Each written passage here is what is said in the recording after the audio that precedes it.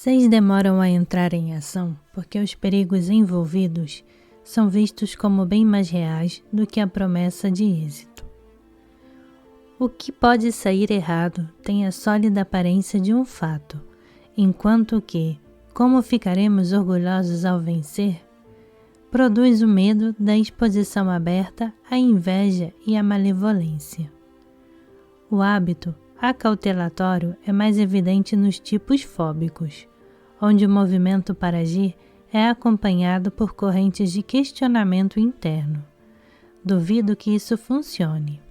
Sim, mas parece arriscado. Precisamos aguardar até que haja garantia. Até mesmo os tipos contrafóbicos de aparência agressiva estão preocupados com imaginar os piores resultados e dizem que protelam até que a paranoia os instigue a enfrentar seus medos, o que é preferível a ter de viver com o filme mental daquilo que os tornou amedrontados. A procrastinação é estimulada pelo hábito, em grande parte não assumido, do intenso questionamento interno. A atenção se desvia de uma boa ideia e do impulso de agir para pensamentos contrários igualmente poderosos e que põem em dúvida a correção do movimento.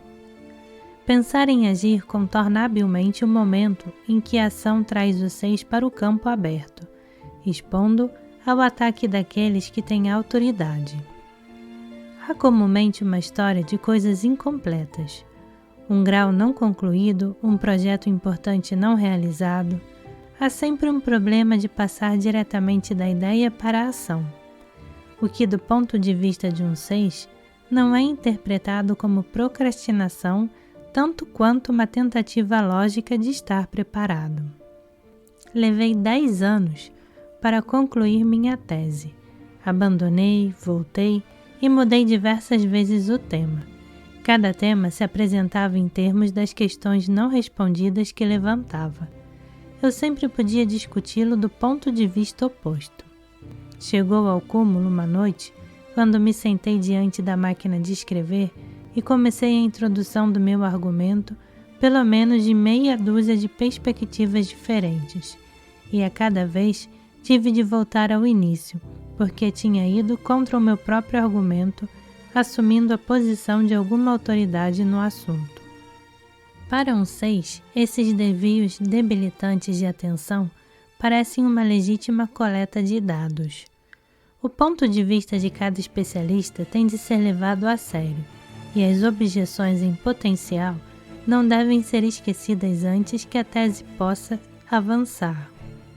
Isso significa que 6 acabam por questionar sua própria posição mais do que por defendê-la, o que garante que o progresso será lento.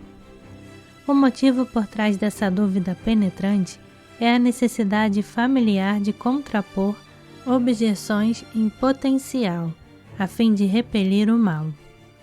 Paradoxalmente, se a tese de repente tivesse confirmado seu êxito, com todas as objeções legítimas, honestamente descartadas, seu autor poderia sofrer com a angústia do bom desempenho mais agudamente do que na época em que o projeto estava cheio de dúvidas.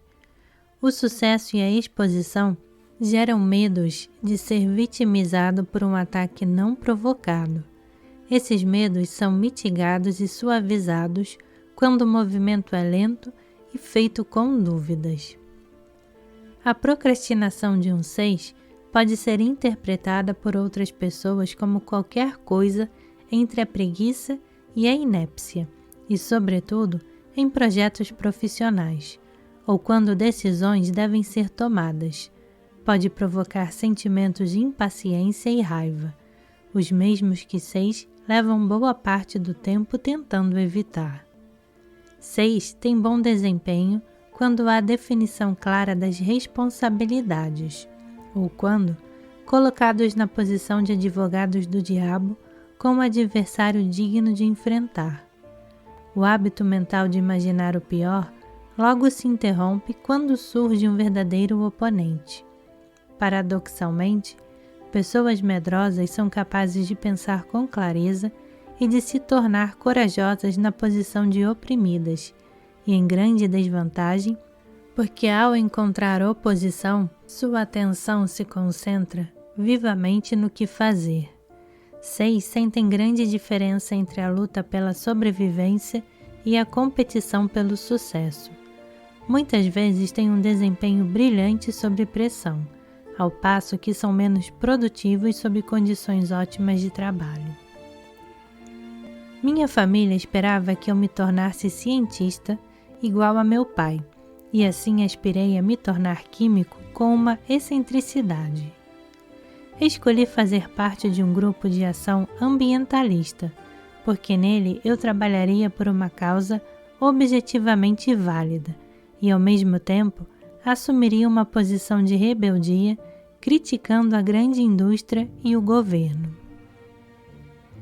Meu primeiro round de sucesso foi escrever um livro popular, e de fato me tornei o palco das atenções. O final da história veio quase de imediato. Eu tinha realizado minha ambição.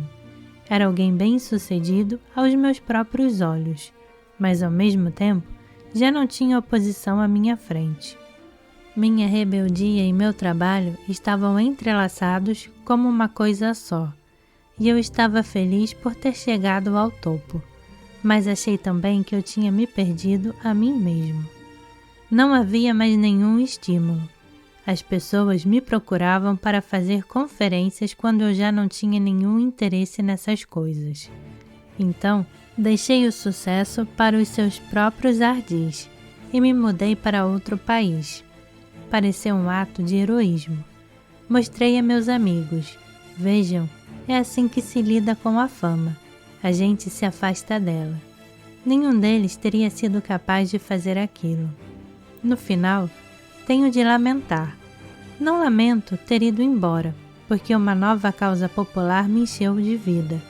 Lamento não ter esgotado todas as oportunidades que teriam surgido se eu tivesse ficado mais tempo. Lutar contra as adversidades define uma identidade. Quando você é desajustado, em termos do ideal americano, de desempenho e popularidade, então você tem uma identidade, e sua tarefa é lutar contra a oposição maciça a fim de ser ouvido. Se você estiver na posição de oprimido, há uma pilha de chances contra o sucesso. Você tem de enfrentar um adversário de valor, o que libera a energia para lutar e para vencer. Se o sucesso começa a se materializar, aquela resistência maciça é removida e uma verdadeira paranoia pode surgir. Em que confiar agora que estou por cima? Por onde é mais provável que os problemas apareçam? 6 anti-autoritários só sabem acreditar que, uma vez se distingam, os outros os verão como opressores e duvidarão de suas boas intenções. Uma suspeita das boas intenções dos outros aumenta à medida que metas prazerosas se tornem realidade. E os velhos hábitos de procrastinação e dúvida de si mesmos voltam com força quando desejos são despertados.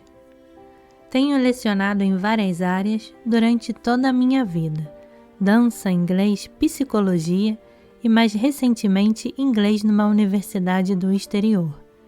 Minha fórmula é atingir certo nível dentro do sistema e então começar a questionar a estrutura política do lugar onde estou trabalhando, ou se quero realmente estar lá. Quase ao mesmo tempo desenvolvo um novo interesse, pelo qual descubro realmente certa paixão e parto então para seguir minha nova direção. É também doloroso ver que sentimentos de sucesso não passam de uma cadeira para outra. Existe uma amnésia em relação ao sucesso, de modo que a gente se esquece do registro de sua própria trajetória e é capaz de apagar fatos concretos como se tivesse chegado lá em cima pela primeira vez. Posso me esquecer com facilidade de que tive um ótimo desempenho no dia anterior, e basta o bocejo de um aluno e eu fico tão tensa por estar dando uma aula chata que me esqueço do que ia dizer. 6 são hábeis em encontrar formas de despistar o sucesso. Os relatos mais comuns são de que perdem o interesse, de que lançam a vitória para alguém que parece precisar mais dela, de que de repente descobrem um defeito fatal em todo o processo, de que ficam doentes ou de que subitamente ficam reenergizados com uma tarefa previamente descartada. Há uma lista interminável de soluções criativas para adiar o confronto com o conflito em torno do sucesso, que incluem dar contribuições verdadeiramente criativas na posição do advogado do diabo e tornar-se bem-sucedido e ao mesmo tempo se sentir ainda um fracassado. Uma das tarefas psicológicas mais difíceis que 6 enfrentam é primeiro obter um grau modesto de sucesso, que seja visível e depois aprender a se sentir seguros com o que tenham obtido. Sou advogado criminalista e trabalhei anos como defensor público. Adorava as pressões da minha função, desde que eu estivesse indo contra o sistema e a favor do meu cliente, e estivesse motivado, até que pressões financeiras me levassem a praticar uma advocacia de muito dinheiro. A roupa, o meio social, a cena e o fato de ter de recusar clientes mais pobres eram coisas totalmente detestáveis. Não suportava o modo como achava que as pessoas me viam. Fiquei com a ideia de que parecia um traidor e me convenci de que certas pessoas gostariam de me derrubar. Ao final das contas, foi a ansiedade que me derrubou com uma úlcera.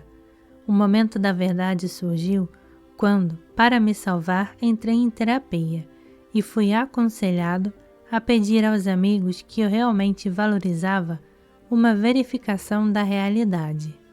A verdade era que eles ou não sabiam o que eu tinha sentido ou aprovaram muito a mudança que eu tinha feito.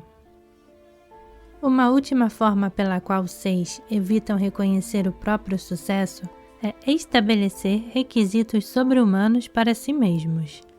Ao requererem tanto, torna-se impossível caminhar rumo a ganhos razoáveis, e ao exigirem de si mesmos uma contribuição que mudará o curso da história, já não são capazes de medir sua própria competência de uma maneira razoável.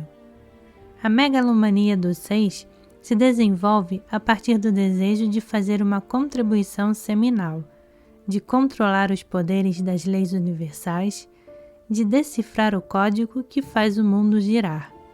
As preocupações com poder e força encobrem uma fraqueza interior.